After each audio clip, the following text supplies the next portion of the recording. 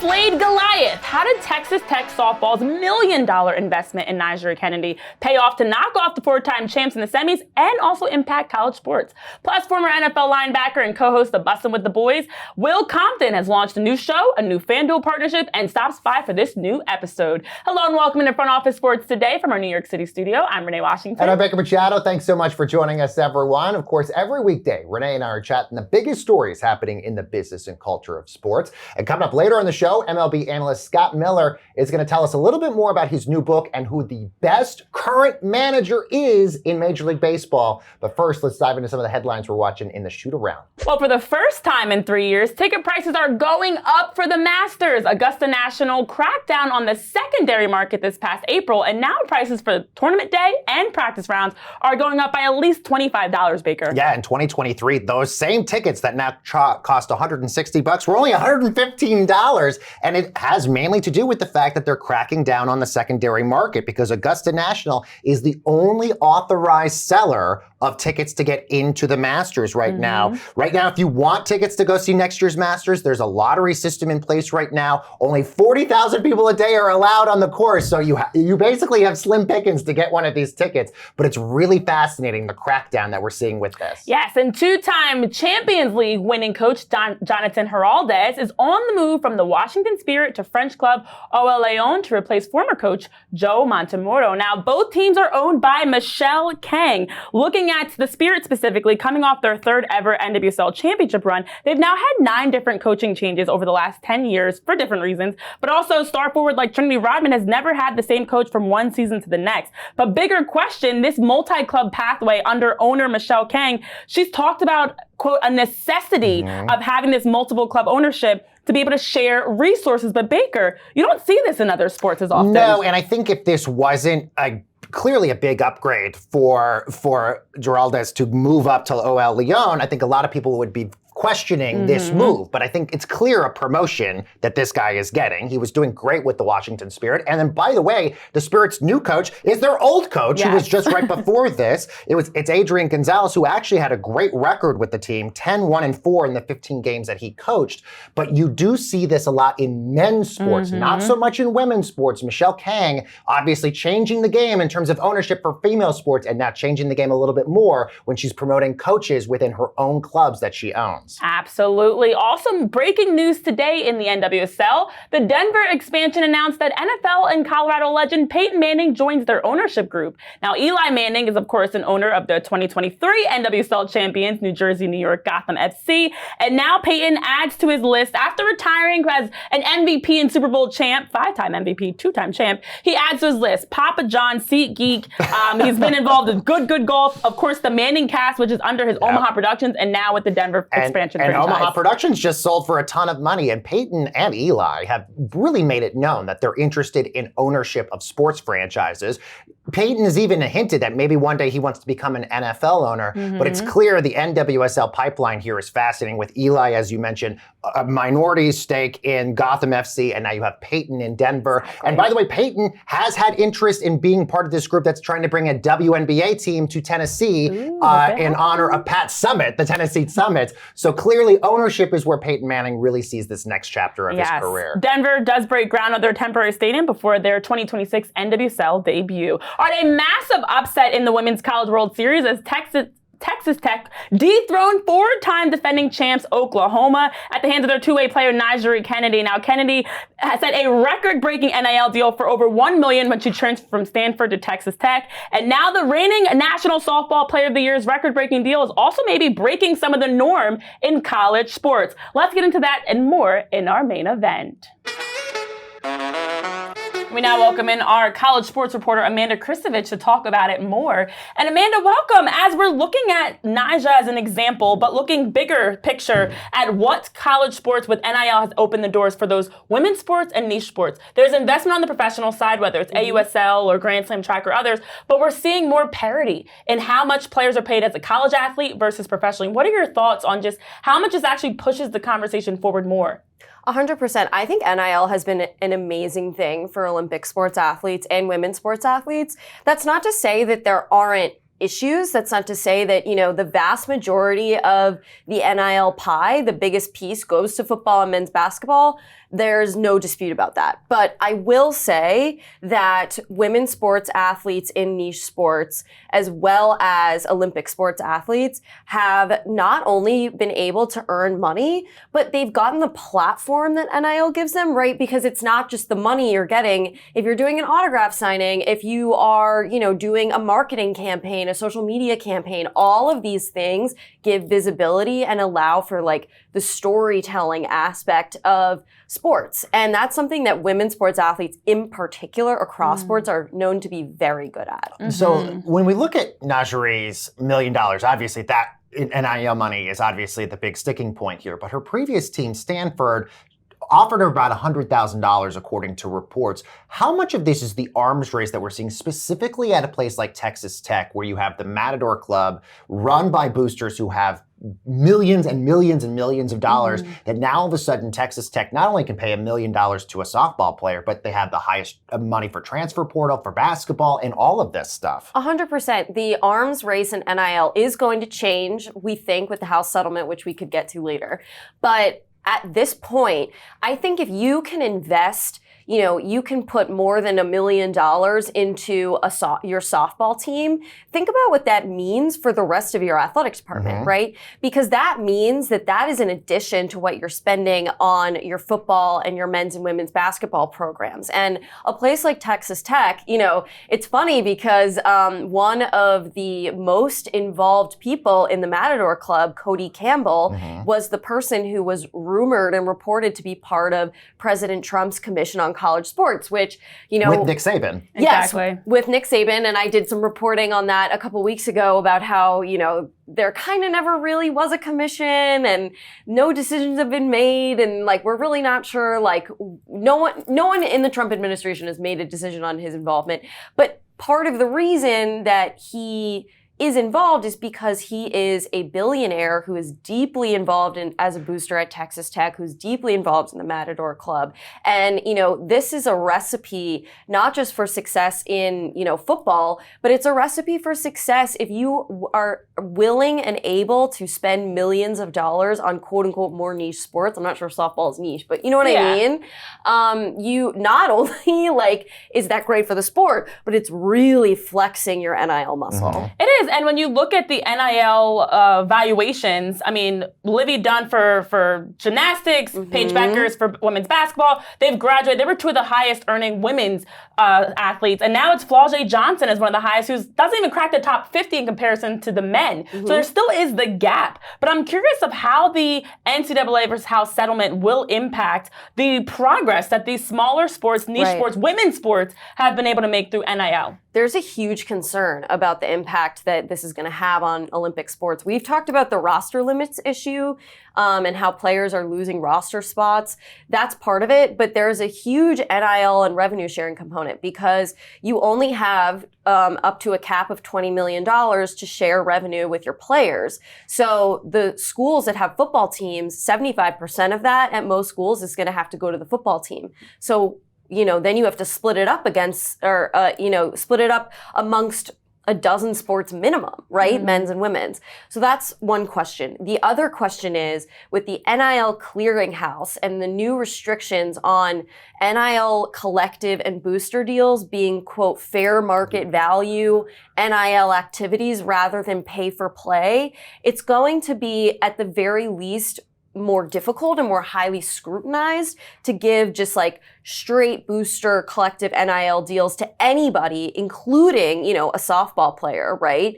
Than it was before. So there is a major concern about how all of these other players outside of the big revenue share generation model are going to be able to cash in the way that they are now. Very interesting to keep an eye on. Amanda, thank you so much for joining us. Well, coming up on the other end of this break, we've got former NFL linebacker Will Compton joining us to talk about Bussin' With the Boys and his new show for the dads. Stay tuned.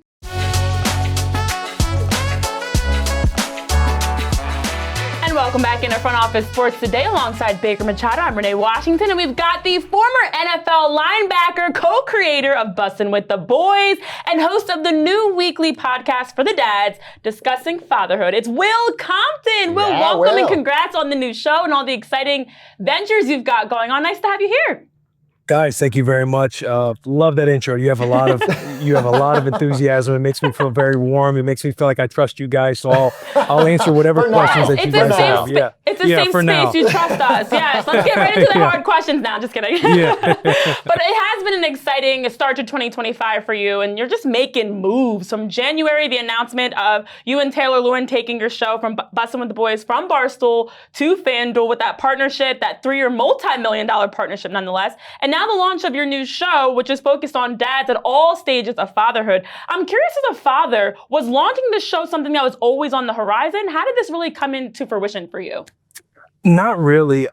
It's something that I feel like is came from maybe the back half of last year, something I've thought about. And it's one of those things, like creating Bussin With the Boys, for example, or anything that we do.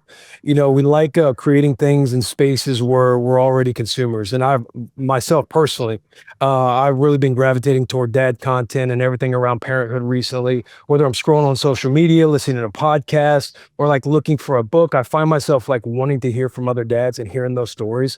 So it's kind of like, why not create something that adds to the conversation? And my mother, who passed away in 2021, she was very impactful in my life and kind of my North Star when looking at parenting. And so it's just something I don't know, I've just really gravitated towards embracing the love and the suck, because the suck is there.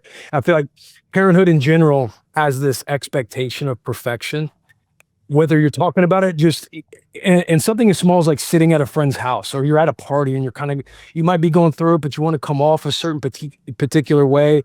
And then there are times where you're in that close circle and you're kind of like venting and kind of BSing about stuff and laughing. And it's like, I want to bring the same energy that I have on Bussin With the Boys and bring it to the whole for the dads, you know, and help other guys that are either going through it, about to be in it, or just guys trying to figure it out along the way, because we're all imperfect. We're all trying to figure it out. Mm-hmm. And so that's kind of how the idea sparked for myself. We know, obviously, Bussin With the Boys has become a huge hit, especially dating all the way back to your days at Barstool. But we know you've talked a bit about making that move from Barstool to FanDuel. Just tell us a little bit more about the impetus to switch networks and platforms. And was there any concern about going to FanDuel, knowing that it is a sports gambling site? No, absolutely. You always fear the unknown. You fear turning the page and starting a new chapter. And we absolutely loved our partnership with Barstool. They have so many great minds over in that company. We got to work with a lot of great people. And it was one of those things that was very bittersweet, because again, we owe a lot of gratitude for them helping us launch our podcast, give us kind of a platform to have distribution, have some infrastructure help. And it kind of got to the position where FanDuel comes in, and we're not just something where we're focusing on a solo podcast anymore. We would love to expand the brand, whether that's bringing in other shows, bringing in other talent. I know we've recently signed Clay Matthews to kind of be a mainstay on the locker room this season.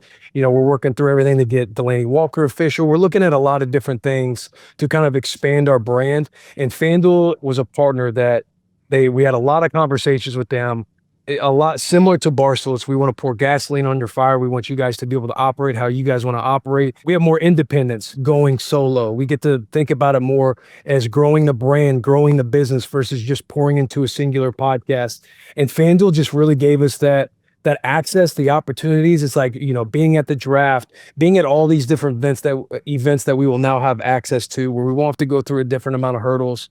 And I'm not saying those hurdles were there with Barstool, because I have nothing but good things to say about Barstool. But again, it was one of those bittersweet things to where we were just ready to kind of spread our wings and bet on ourselves in kind of like in a different area inside of the industry.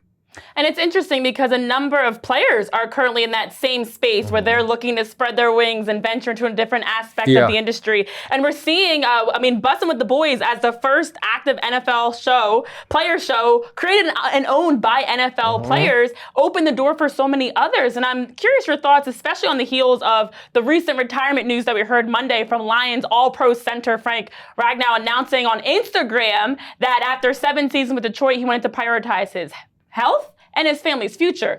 players, Aaron Donald, Andrew Luck, now Frank, Todd Gurley, others that have retired, quote unquote, young. Do you feel like there is more emphasis on prioritization of yourself, but also knowing that there's other career paths beyond playing that are available for athletes?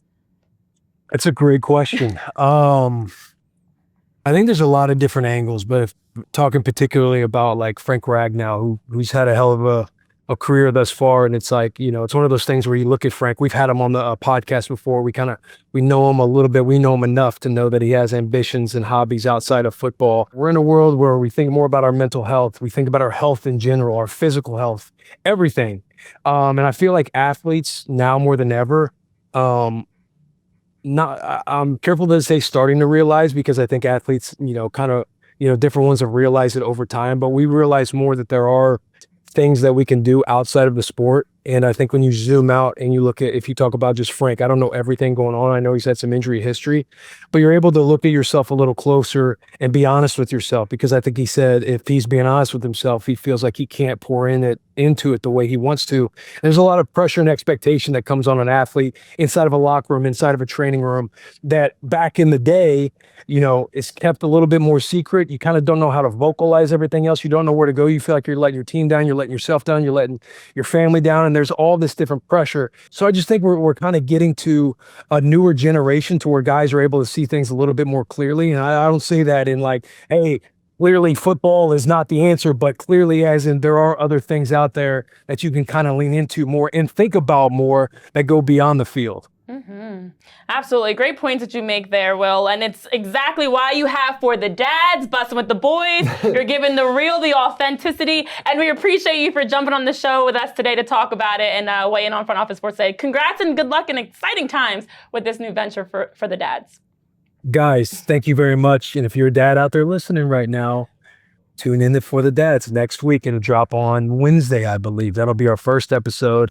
Support, show love, but seriously, thank you guys for having me on. And by the way, he can reach over and touch the bus. Yeah. That's how close he is right now to the bus. Yes. Show us the bus really quickly. Show us the bus. Yeah. There's the bus right there. Yes. There we go. Bussin With the Boys, For the Dads, a guy's guy. You've got all the shows that people can check out and subscribe to for such great interviews. Will, thanks for all the great work you're doing for joining us on Front Office Sports Today. And we'll be back right after this break with more here on the show. Stay tuned.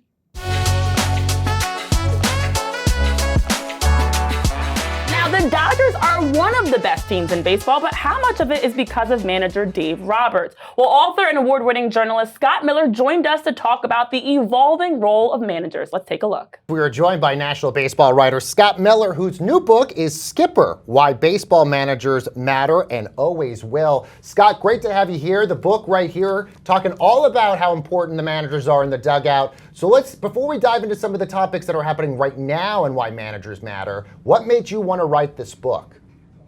Yeah, nice to be with you guys. First of all, thanks for having me, and a good way to start a Monday or work week.